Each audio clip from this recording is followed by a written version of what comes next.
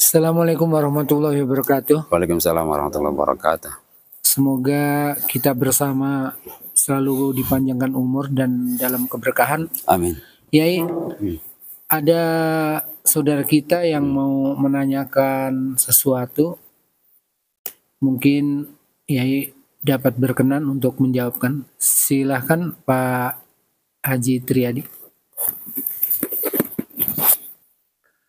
Assalamualaikum warahmatullahi wabarakatuh. Waalaikumsalam warahmatullahi wabarakatuh.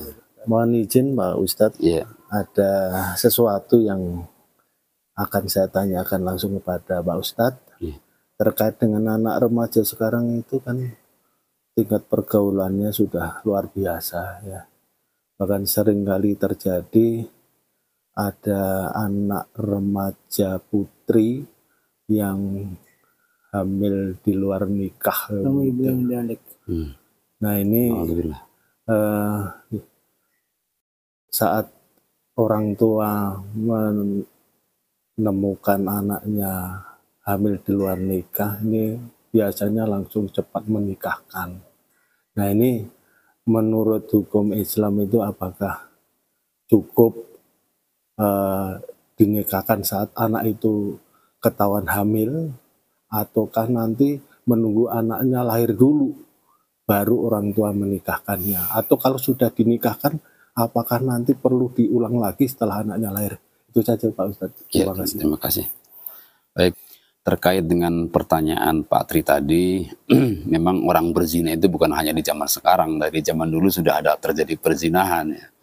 Bahkan anaknya sahabat Umar sendiri yang kategorinya pentolannya sahabat, ya ulama, ya Amirul Mukminin itu berzina, namanya Abu Syahmah.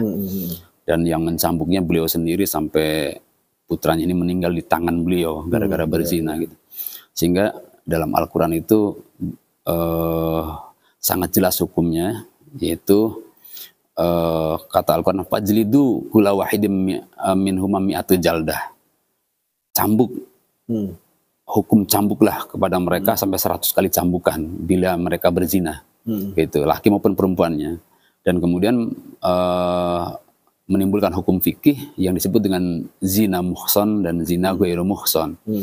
Zina muhson itu zina yang terjadi pada orang yang pernah menikah, yang orang sekarang nyebutnya dengan selingkuh. Zina ghairu muhson itu zina yang terjadi dari kalangan para remaja yang belum pernah menikah.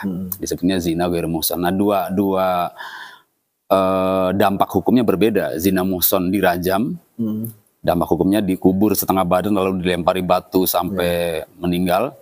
Bahkan di sana Al-Quran menyebutnya atau mengingatkan kepada kaum muslimin, jangan punya ada rasa kasih sayang, lempari dia dengan batu sampai mati gitu.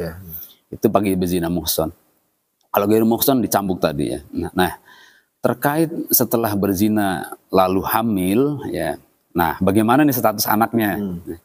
Maka ketika anak itu lahir dari hasil perzinahan, ya, Al-Quran juga dalam surat An-Nur ya dikatakan az-zani la yankihu illa zaniyah. Orang pezina itu dilarang menikah kecuali dengan yang berzina juga. Artinya laki yang menzinahi disarankan menikahi yang wanita pezina, atau musyrikah atau wanita musyrik. Sehingga memang sebaiknya begitu. Sebaiknya kalau menemukan problem seperti ini, kalau kita mengacu pada Al-Quran dan hadis, segera dinikahkan. Karena orang lain yang tidak menzinahinya nanti khawatir menikahi dia. Maka untuk terbaiknya bagi semuanya, dari pelakunya, kebaikannya nanti kepada nanti hasil anaknya, kepada orang lain selain berzina, jangan sampai yang tidak berzina menikahi berzina. Nah, yang kedua, status anak menurut Imam Syafi'i itu bila dinikahi sebelum 4 bulan kehamilan, itu nanti orang tua yang berzina tadi berhak menjadi wali nikahnya nanti setelah dia lahir kalau anak itu perempuan. Dengan catatan sebelum 4 bulan kehamilan dinikahi. Karena usia 4 bulan kehamilan itu janin mulai hidup, mulai ditiupkan ruh, kata Nabi begitu. Mulailah kemudian dicatat qadarnya, takdirnya ya, ditetapkan nasibnya dan sebagainya. Itu di usia 4 bulan.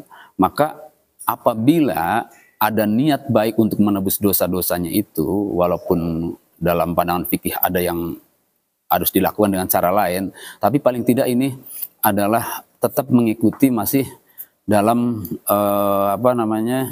koridor syariat Islam gitu. Nah begitu.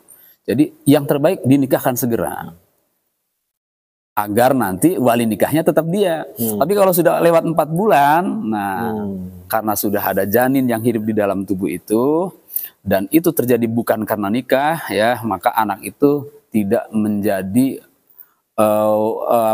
bapaknya tidak menjadi wali nikahnya saat dia nikah. Apalagi sudah ada kompilasi hukum Islam ya dalam undang-undang negara kita, di mana yang disebut dengan anak sah itu, definisi anak sah itu anak yang lahir dari pernikahan yang sah. Nah, termasuk warisan nanti kaitannya, Pak. Bila anak ini tidak segera diselamatkan dengan pernikahan di usia sebelum 4 bulan, nanti khawatir dalam pandangan fikih itu tidak berhak mendapatkan warisan, gitu. Iya. Jadi bukan hanya dalam kasus wali nikah, tapi dalam warisan juga terhambat gitu. Nah begitu, kurang lebih begitu. Berarti kalau orang tua menikahkan itu belum termasuk memberikan hukuman ya ke anak yang melakukan zina tadi ya. Tadi kan katanya harus dirajam. Yeah. Ya. Jadi gimana ini status anak itu, apa masih tetap dosanya dibawa terus sebelum diberikan hukuman atau gimana? Iya, ada sabda Nabi yang mengatakan begini, dalam sejarahnya ya, apa disebutnya, ceritanya, hadisnya agak panjang tapi dalam ceritanya begini. Ada seorang wanita ngadu kepada Nabi, "Ya Rasulullah, saya berzina." Nabi ingin supaya dia tuh sebetulnya nggak ingin dihukum, Nabi itu inginnya gitu, Pak. Sehingga, oh iya, ada saksi katanya, dia tanya saksi. Nabi juga sudah di sana sudah bingung, mau tidak dihukum ada saksi, mau dihukum kasihan wanita ini lagi hamil gitu ya. Ya udah, nanti deh tunggu lahir, gitu Pak. Pulang akhirnya, begitu udah lahir, nih pas sudah selesai datang lagi, "Ya Rasulullah, saya sudah melahirkan, saya berzina," kata gitu. "Susui dulu anakmu sampai besar."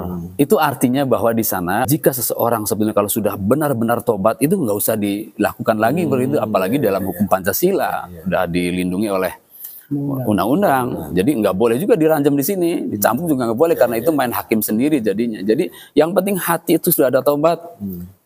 Dengan berdasarkan hadis Nabi tadi ya, ada kesungguhan dilihat di dalam hatinya, itu sudah dimaafkan. Begitu, kurang lebih begitu. Ya, terima kasih Ustaz. Ya. Cukup jelas.